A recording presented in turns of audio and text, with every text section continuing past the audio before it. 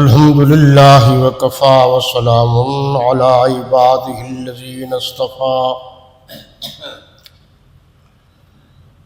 اما بعد فاعوذ باللہ من الشیطان الرجیم بسم اللہ الرحمن الرحیم والشمس وضحاها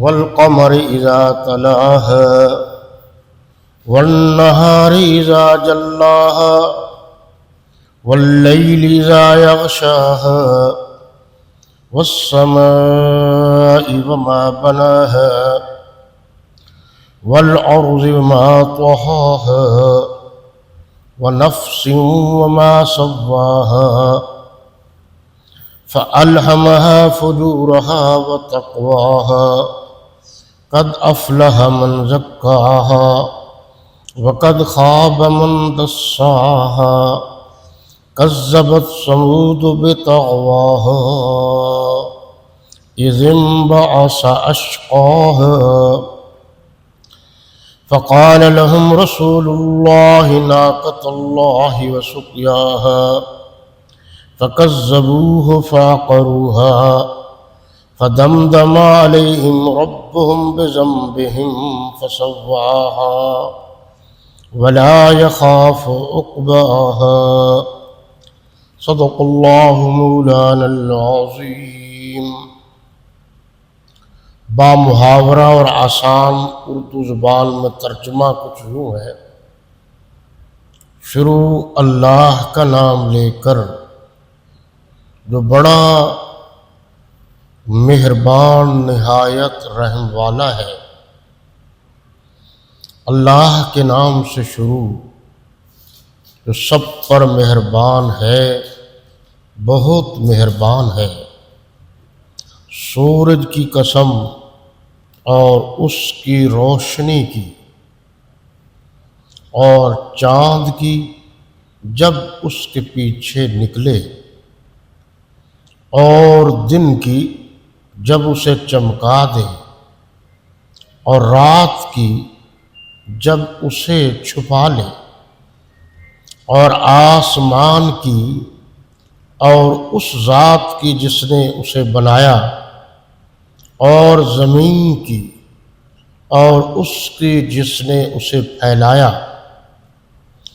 اور انسان کی اور اس کی جس نے اس کے اعضاء کو برابر کیا، پھر اس کو بدکاری سے بچنے اور پرہیزگاری کرنے کی سمجھ دی کہ جس نے اپنے نفس یعنی روح کو پاک رکھا وہ مراد کو پہنچا، اور جس نے اسے خاک میں ملایا وہ خسارے میں رہا۔ قوم سمود نے جب اپنی سرکشی کے سبب پیغمبر کو جھٹلایا، جب ان میں سے ایک نہایت بدبخت اٹھا تو اللہ کے پیغمبر صالح علیہ السلام نے ان سے کہا کہ اللہ کی اونٹنی اور اس کے پانی پینے کی باری سے حذر کرو، مگر انہوں نے پیغمبر کو جھٹلایا اور اونٹنی کی پونچیں کاٹ دی، تو اللہ نے ان کے گناہ کے سبب ان پر عذاب نازل کیا اور سب کو ہلاک کر کے برابر کر دیا، اور اس کو ان کے بدلے کا کچھ بھی ڈر نہیں۔ یہ سورۃ الشمس مکی سورت ہے جی، اس میں کل 15 آیات ہیں، اور اس سورت کے کل 2 حصے ہیں۔ پہلے حصے میں اللہ تبارک و تعالی نے نیکی کا کام کرنے کی ترغیب اور غلط کاموں سے بچنے کا حکم دیا ہے، اور یہ پہلی 10 آیات میں کہا گیا۔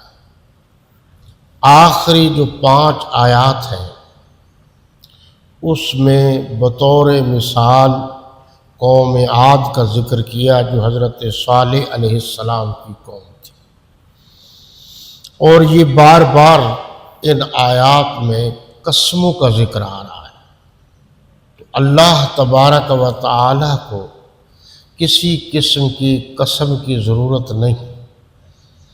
یہاں جو مراد ہے، تمام مفسرین، محققین و مدققین نے یہی بات لکھی ہے کہ اللہ تبارک و تعالی بندوں کو اپنی طرف، اپنی بات کی طرف متوجہ کرنے کے لیے ان چیزوں کا ذکر کر رہا ہے جو انسان کے قریب قریب ہے، تاکہ اس کو بات سمجھنے میں آسانی پیدا ہو۔ شمس سب کو پتہ ہے کہ یہ سورج کو کہتے ہیں، اس لیے شمسی نظام بھی ہے، قمری نظام بھی ہے۔ ہمارے ہاں عام طور پر جو انگریزی مہینے ہیں ان کو شمسی مہینے کہتے ہیں، جو اسلامی مہینے ہیں ان کو قمری مہینے کہتے ہیں۔ فرمایا سورج کی قسم، ضحیٰ کہتے ہیں جب سورج تھوڑا سا نکلتا ہے تو سورج کی کرنیں جو ہیں زمین پر پڑتی ہیں، روشنی تو ہوتی ہے لیکن اس میں سختی نہیں ہوتی، یعنی زیادہ تیز تپش دھوپ نہیں ہوتی۔ تو اللہ فرما رہے ہیں اس پر ہی غور کر لو۔ بظاہر تو یہ دو لفظ ہے کہ سورج اور اس کی ہلکی ہلکی کرنیں، لیکن آپ جب غور کریں گے تو اللہ تبارک و تعالی کی طرف سے پوری دنیا کو یہ چیلنج ہے کہ میں نے ایک سورج بنایا ہے، تم میں جرت ہے تو ایسا بنا کے دکھاؤ۔ یہ سمجھانے کا انداز ہے۔ تو ظاہر ہے سورج نہ اس کی چارجنگ نہیں ہوتی،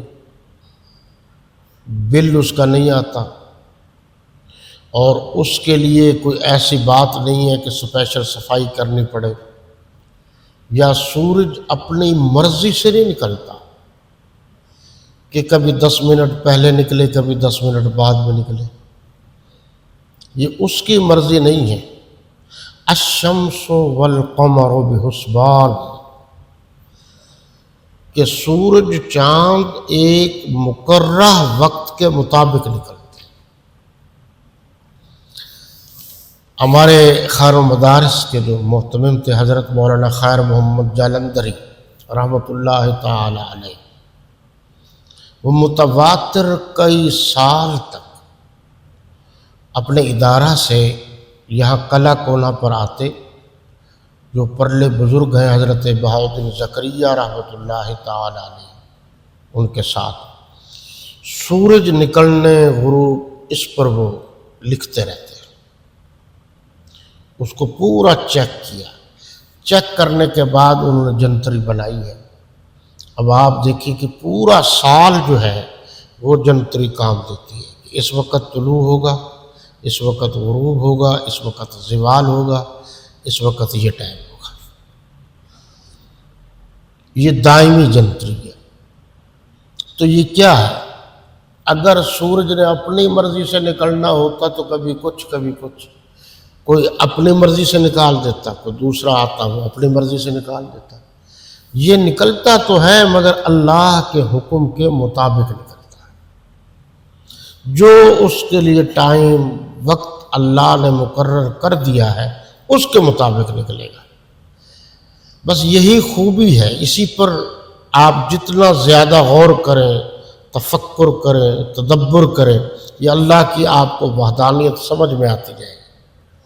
یعنی غروب کا بھی ٹائم ہے، طلوع کا بھی ٹائم ہے، اس میں مرضی کا دخل عمل نہیں ہے، اور نہ صرف سورج کی مرضی کا دخل عمل نہیں ہے بلکہ اللہ کے سوا کسی اور کی مرضی کا دخل عمل بھی نہیں ہے۔ من دون اللہ، اللہ کے سوا، یعنی اللہ کے جتنے پیارے آئے یا اللہ کی وحدانیت کے جتنے باغی آئے،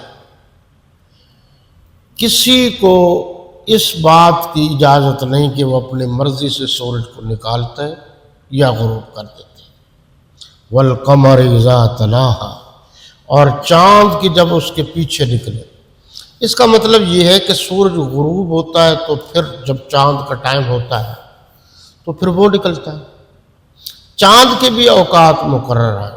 آپ 1 تاریخ سے لے کر 29 یا 30 تک چلے جائیں تو جو 14ویں کا چاند ہے اس کی جو چمک دمک ہے، آج بھی اوپن ایریا میں چلے جائیں تو آپ یقین کیجئے صاف نظر آتا ہے۔ بہت سارے لوگ کہتے ہیں اس کی کیا ضرورت ہے؟